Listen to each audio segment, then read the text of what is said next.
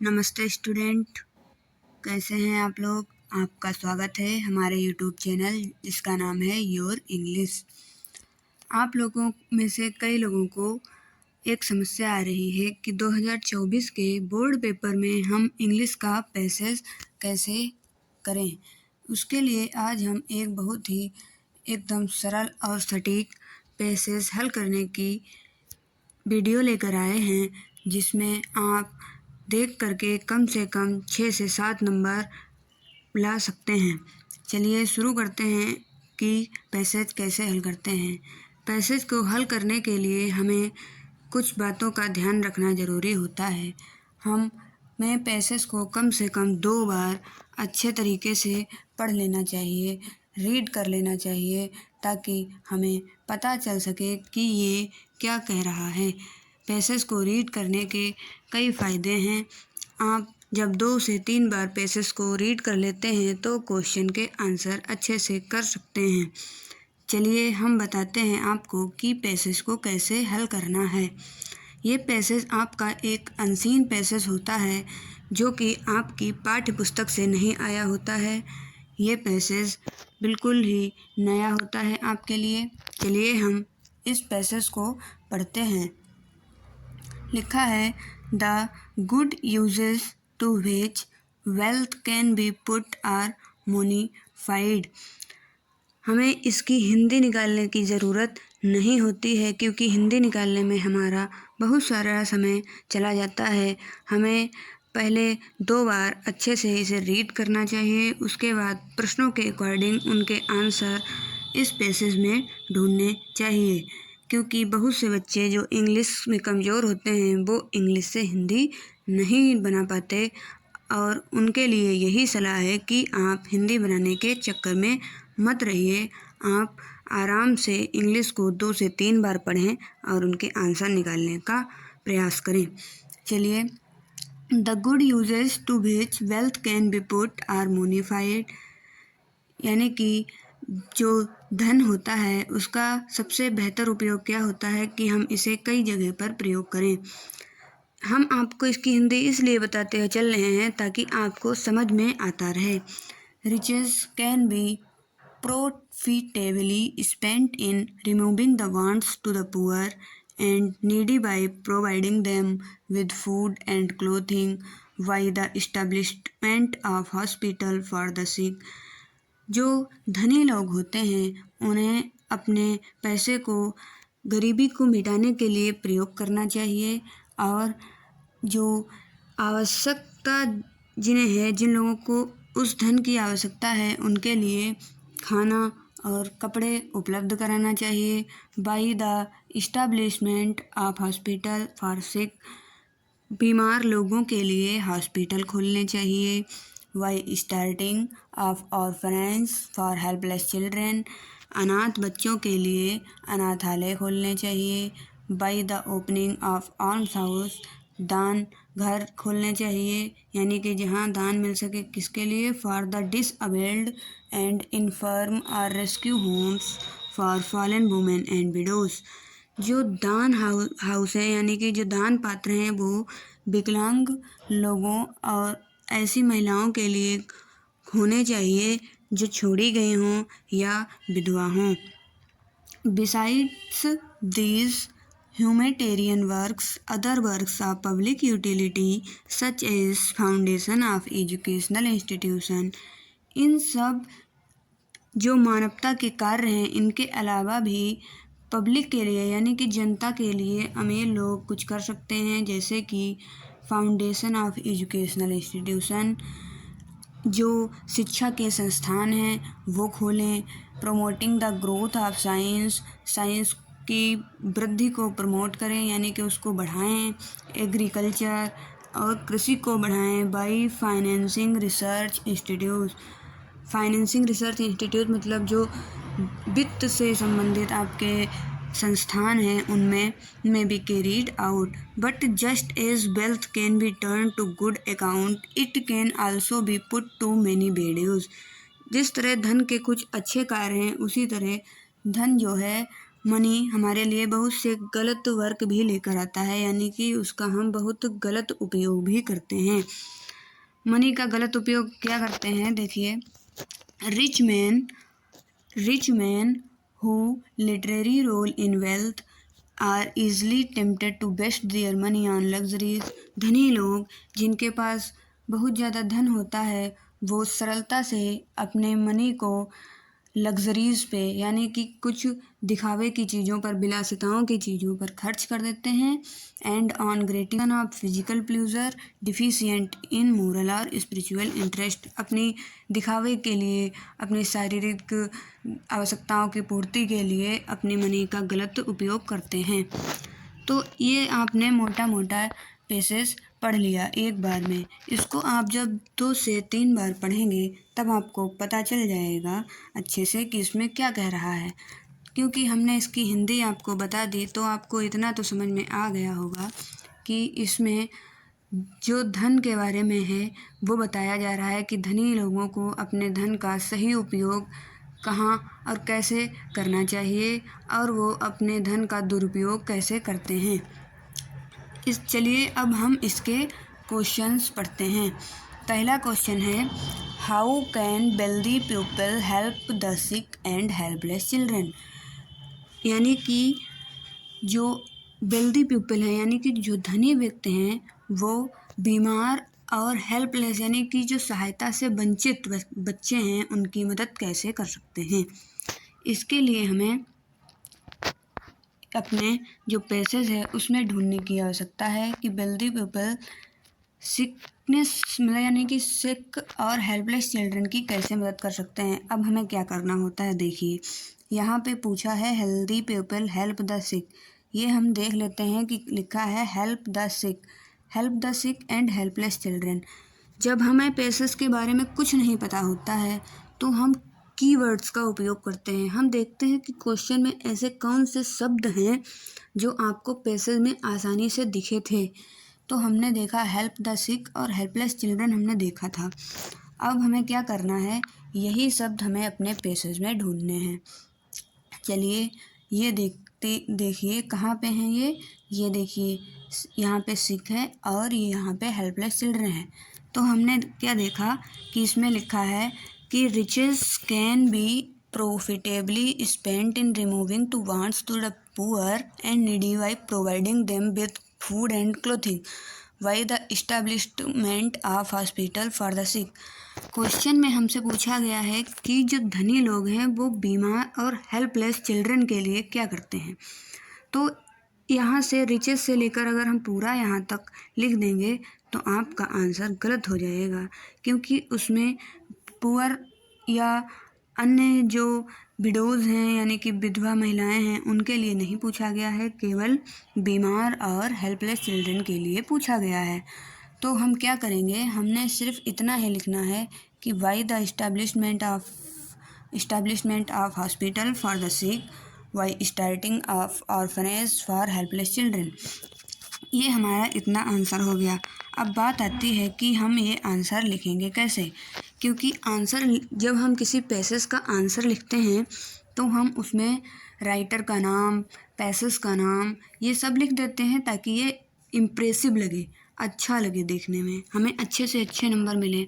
लेकिन जब हमें इस पैसेज के बारे में कुछ नहीं पता कि किस राइटर का है, किस लेसन से आया है, तो हम क्या लिख सकते हैं।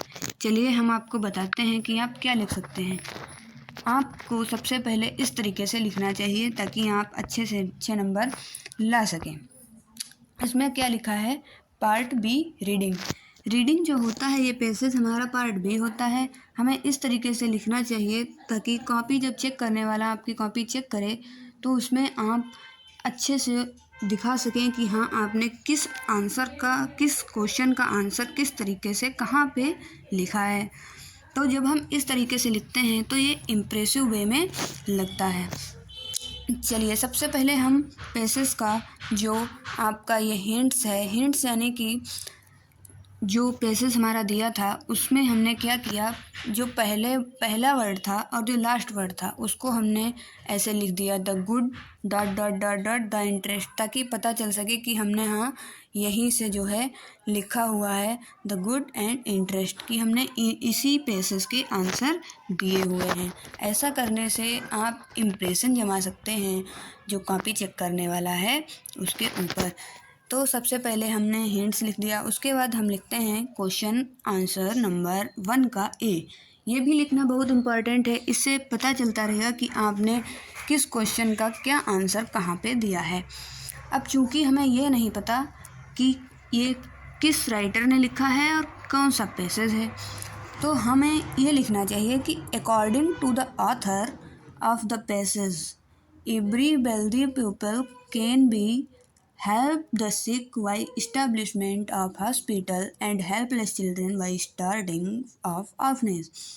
हमें ये सब जो है इसलिए लिखना चाहिए ताकि इन सब से जो कॉपी चेक करने वाला होता है उस पर हम अच्छा खासा इम्प्रेशन डाल सकते हैं और वो हमारे नंबर काटेगा। According to the author of the passage every wealthy people. अब देखिए जो हमारा ऊपर क्वेश्चन था हमने वहीं से आंसर लिखना शुरू किया है, how can wealthy people help the sick and helpless children. हमें ये भी ध्यान रखना चाहिए कि क्वेश्चन में जिस टेंस में हमसे क्वेश्चन पूछ रहा है हम उसी टेंस में उस क्वेश्चन का आंसर दें।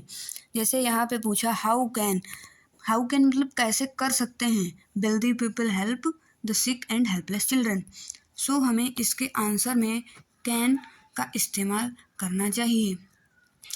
देखिए जैसे लिखा है अकॉर्डिंग टू द पैसेज, केवल हमें वही कीवर्ड्स का आंसर देना है जो क्वेश्चन में पूछे गए हैं। हमें बेकार में कुछ भी लिखने की ज़रूरत नहीं होती है कि हम बढ़ा चढ़ा के कुछ भी लिख दें। हमें सिर्फ उतना ही आंसर देना चाहिए जितना क्वेश्चन पूछ रहा है।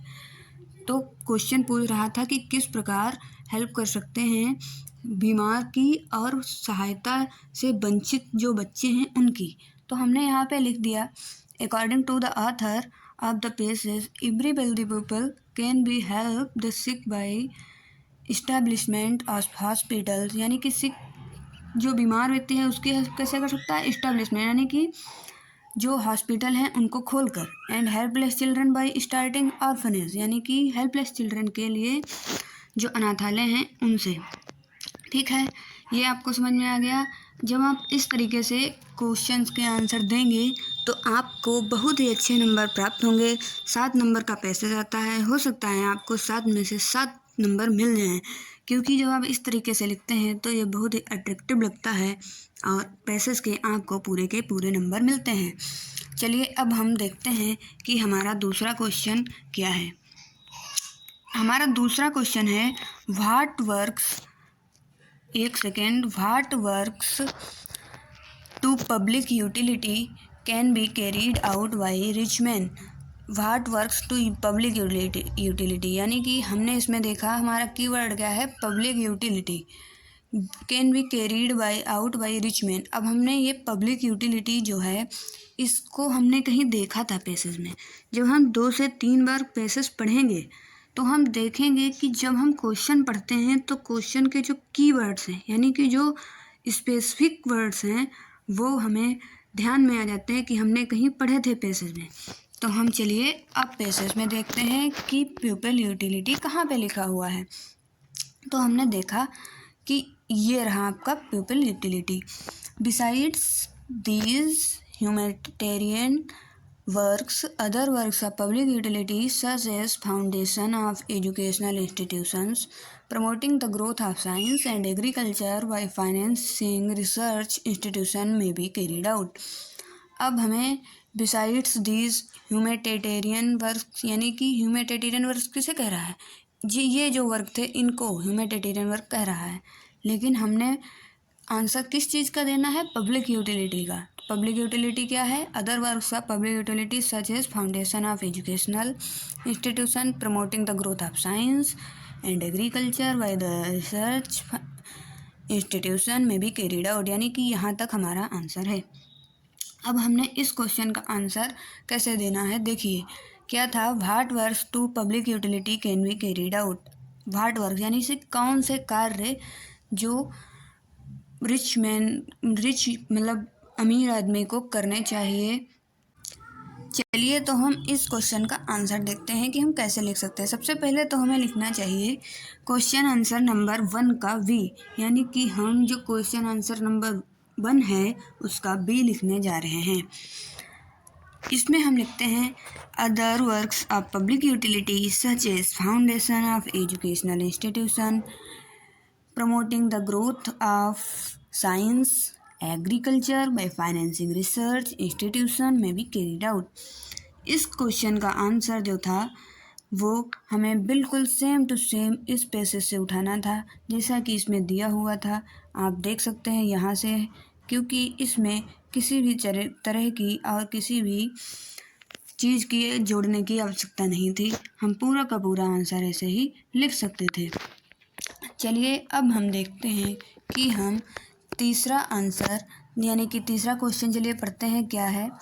How do many people waste their money, यानी कि किस तरीके से जो अमीर व्यक्ति हैं वो अपने मनी को वेस्ट यानी कि ख़राब कर देते हैं, मिसयूज़ करते हैं।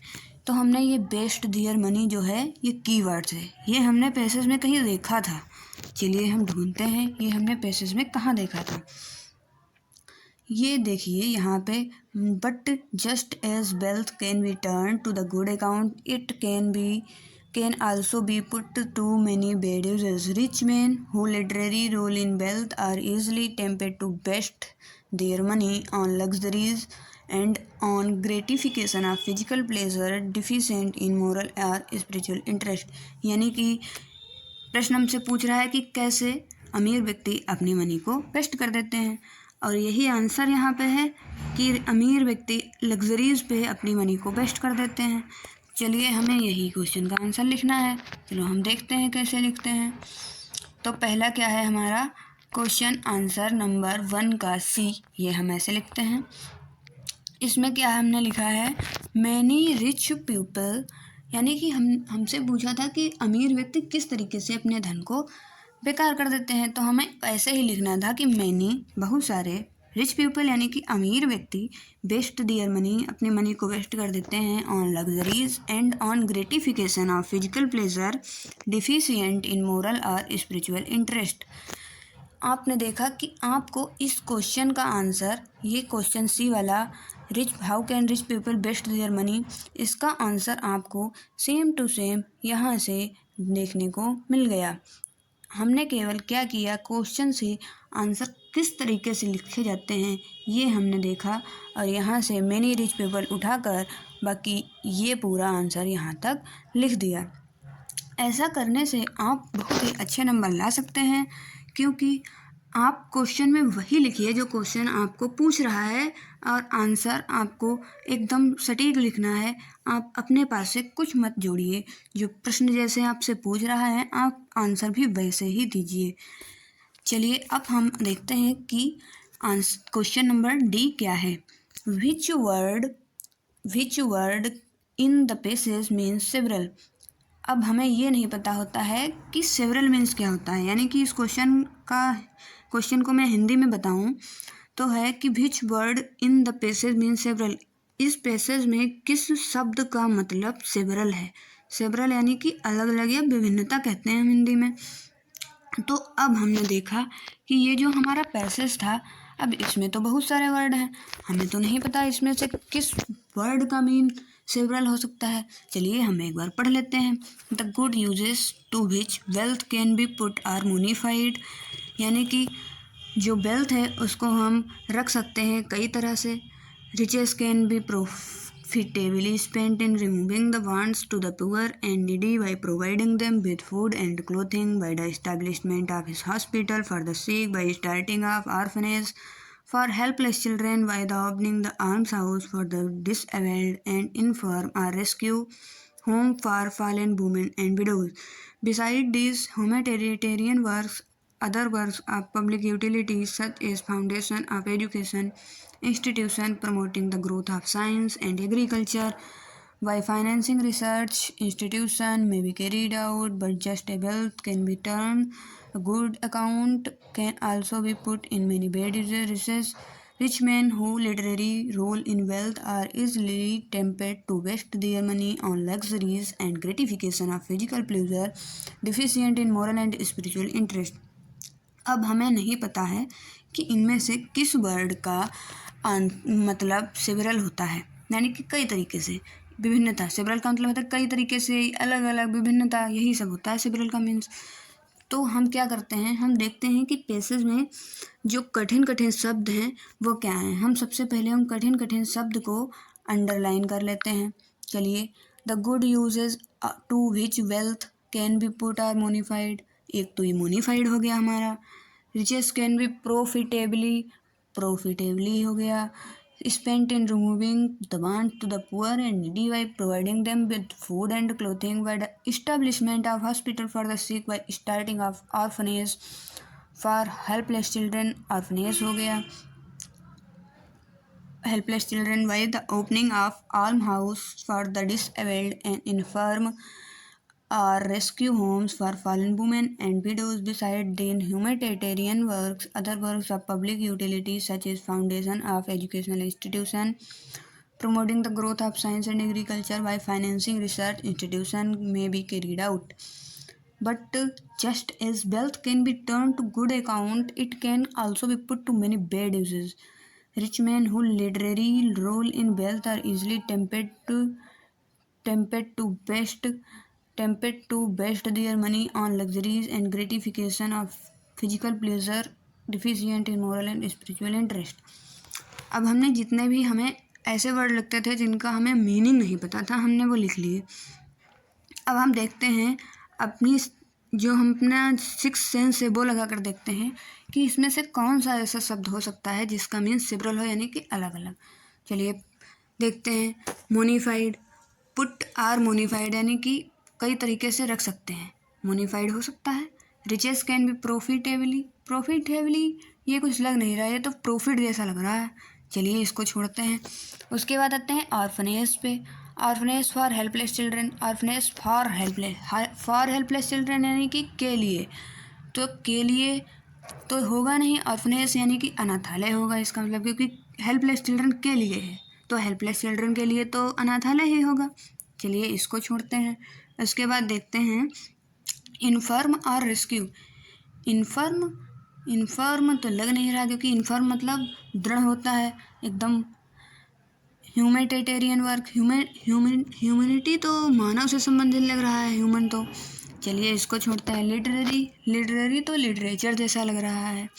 इस तरीके से हमें हर शब्द का मीन अपने हिसाब से निकालना चाहिए, अपने दिमाग से, क्योंकि आपने कुछ तो पढ़ा ही होगा, आप इन शब्दों से मिलते जुलते शब्द तो आपको पता ही होंगे। चलिए, टेम्पेड तो टेम्पल जैसा लग रहा है, ये नहीं हो सकता। ग्रेटिफिकेशन नहीं होगा, तो ग्रेट जैसा लग रहा है, चलिए तो फिर हम क्या करते हैं, हमारा जो बचा क्या है, मैनीफोल्ड। अब ये क्या है, manifold. The good uses to which wealth can be put are manifold. Good uses यानी कि अच्छे प्रयोग, टू विच जिससे wealth can be put are manifold, धन को अच्छी तरीके से रख सकते हैं हम, यही होना चाहिए। कई तरीके से, अलग अलग तरीके से रख सकते हैं। चलिए इसका आंसर हम कैसे लिखते हैं, which word in the passage means several, ये तो क्वेश्चन हो गया आपका। इसका आंसर देखते हैं कैसे लिखते हैं हम। ये रहा आपका answer. In the passage manifold means several. इस तरीके से लिखें कि लगना चाहिए कि आपको पता है कि हाँ मैनीफोल्ड मीन्स सेवरल होता है। इस तरीके से जब आप लिखेंगे in the passage manifold means several, यानी कि जो मैनीफोल्ड है उसका मीन्स क्या है, उसका मीन्स है सेवरल, ठीक है। तो ये रहा आपका पैसेज का आंसर। इस तरीके से जब आप पैसेज को हल करेंगे तो आप अच्छे से अच्छे नंबर गेन कर सकते हैं, आपको कोई नहीं रोक सकता। लेकिन आपको ये चीज़ें ध्यान में रखनी पड़ेंगी कि कम से कम आप 2 से 3 बार इस पैसेज को अच्छे से पढ़िए, क्योंकि जब आप पैसेज को अच्छे से पढ़ते हैं तभी आप उनके आंसर निकाल सकते हैं। जब आप पैसेज को पढ़िए तो जो कठिन शब्द हैं जो आपने पहले नहीं पढ़े हैं उनको ध्यान में रखते चलिए, क्योंकि क्वेश्चन में वही वर्ड्स आपके कीवर्ड्स होते हैं। जब आप क्वेश्चन के आंसर निकालें तो पहले उस क्वेश्चन के जो कीवर्ड्स हैं उनको आप देख लें अच्छे से और फिर वही कीवर्ड्स आप पैसेज से मिलाएं। हमेशा ये ध्यान रखिए कि जब भी आप पैसेज को हल करें तो आप हमेशा पैसेज में जो आपसे क्वेश्चन पूछा गया है आप सिर्फ उसी का आंसर दें। आप बेकार में कुछ भी ना लिखें। बहुत से स्टूडेंट क्या होते हैं, जैसे आपका पहला क्वेश्चन था bill the paper help the sick and helpless children. अब उन्होंने क्या किया, यहाँ से देखा, यहाँ से फुल स्टॉप लगा है रिचेस से। Riches can be profitably spent in removing poor providing them food. ये यहाँ से देखा। अब हेल्पलेस चिल्ड्रन कहाँ पे लिखा है, नहीं ये दिख गया, यहाँ पे लिखा है, लेकिन यहाँ पे तो कॉमा लगा है, उसके बाद भी ये सब है। तो उन्होंने फुल स्टॉप तक यहाँ तक लिख दिया, लेकिन ये आपका गलत हो जाएगा। आप सिर्फ उतना ही क्वेश्चन का आंसर दीजिए जितना आपसे पूछा गया है। आप बेकार में कुछ भी मत लिखिए, क्योंकि आप जब बेकार में कुछ भी लिख देते हैं तो आपको उस क्वेश्चन के उतने अच्छे नंबर नहीं मिलते हैं, बल्कि आपका आंसर काट दिया जाता है। क्योंकि आप कुछ भी लिखने से आपको उतना आप इम्प्रेशन नहीं डाल सकते जितना आप क्वेश्चन का सटीक आंसर देकर डाल सकते हैं। इसलिए आप जब भी क्वेश्चन का आंसर दें हमेशा ध्यान रखें कि जो सटीक चीज़ें हैं, जो करेक्ट चीज़ें हैं, आप वही लिखें। इसी तरीके से जब आप 2024 की बोर्ड परीक्षा में आप पैसेज को हल करें तो आप ये सब चीज़ें ध्यान रखें, क्योंकि ऐसा करने से आप बहुत ही अच्छे नंबर ला सकते हैं। अगर आपको हमारे पैसेज द्वारा कुछ भी मदद मिली हो, आपको हमारा पैसेज समझ में आया हो, तो हमारे चैनल को लाइक, शेयर और सब्सक्राइब ज़रूर कीजिए। धन्यवाद।